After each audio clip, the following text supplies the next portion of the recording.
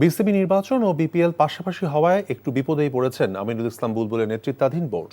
আপাতত ডিসেম্বর ও জানুয়ারি মাস মিলিয়ে বিপিএলে এবারের আসর করার পরিকল্পনা থাকলেও সেটা আদৌ সম্ভব হবে কিনা সেটা নিয়ে অনিশ্চিত বক্তব্যই মিলেছে তাদের কাছ থেকে। অন্যদিকে ভারত সরকারের পরামর্শে আগস্টে পূর্ব নির্ধারিত বাংলাদেশ সফরে আসার আগে নিজেদের পর্যবেক্ষণ বিসিবিকে জানিয়েছে বিসিসিআই। মমিনুর রিপনের রিপোর্ট।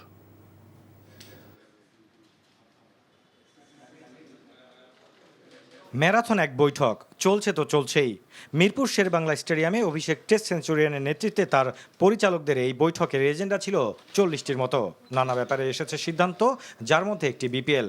স্বচ্ছ প্রক্রিয়ার মধ্য দিয়ে বছর শেষে প্রয়োজনে কম দল নিয়ে টুর্নামেন্টটি আয়োজন করতে চায় বিসিবি।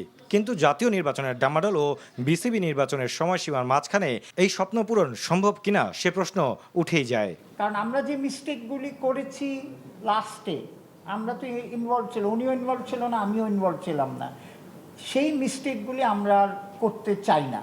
সেই জন্যে আমাদের এক্সপিরিয়েন্স আর ওদের ইনসিডেন্টে নতুন করে ক্রাইটেরিয়া সেট করা হবে ফর টিম। ওই ক্রাইটেরিয়া অনুযায়ী বোর্ড তখন ডিসিশন নেবে, যদি বাইরের থেকে আসে বাইরের থেকে আসে। যদিও আনুষ্ঠানিকভাবে না করেনি ভারতীয় ক্রিকেট বোর্ড, কিন্তু আগস্টে বাংলাদেশের মাটিতে 3টি করে ওয়ানডে এবং টি-20 সিরিজ খেলতে রোহিত শর্মাদের ঢাকায় আসার ব্যাপারে ইতিবাচক নয় সেদেশের সরকার। পুরো বিষয়টি নিশ্চিত হতে আরও কিছুটা সময় অপেক্ষা করতে হচ্ছে বোর্ডকে।